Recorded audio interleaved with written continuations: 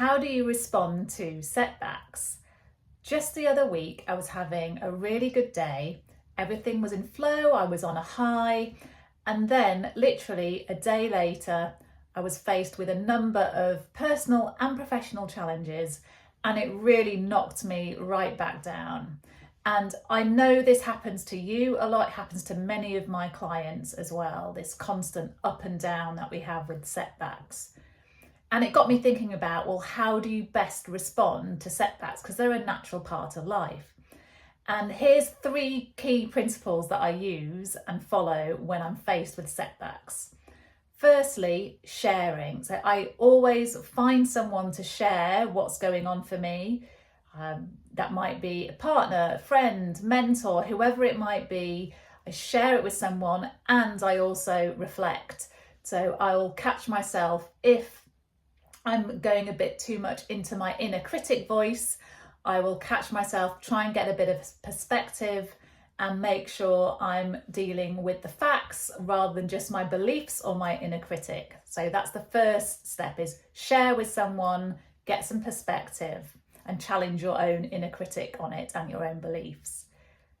Secondly, I then look at strategies. So I go full on brainstorm action mode and start, whether it's on a Miro board or mural virtually, or whether it's on an old-fashioned post-it note and a whiteboard, start writing down all the different options that could potentially help with this challenge, setback, whatever it is.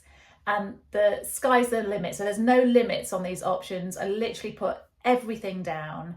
And even better if you can do that with a team member, your line manager, mentor, coach, whoever. It's quite good to do that process together. And then when I've got a whole list of options, I then pick which of the ones and code them like red, amber, green, which ones are actually more feasible, or you could do it with a scoring system if you want. Some people I know do this and score all the different options from a 1 to a 10, with 10 being the highest, the most feasible one that could be implemented. So that's the strategizing part, strategies for overcoming the setback. And then thirdly, support. So once you've chosen which of these options you might be able to feasibly do, what support do you need to be able to help you? Is it a certain person you need to speak to? Is it budget, people, resources? Is it knowledge? Is it a skill gap? Whatever it is, think about what do you need to support you to overcome this setback from the options that you've chosen.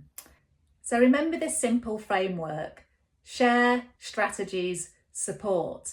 And most importantly, try to embrace these setbacks as learning opportunities, as difficult as it may sound.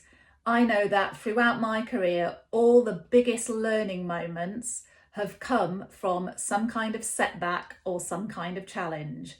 And that has then in turn grown resilience to dealing with these kind of challenges. If you found this helpful, please do share your thoughts in the comments on how you deal with setbacks and share with others. I'd love to hear from you.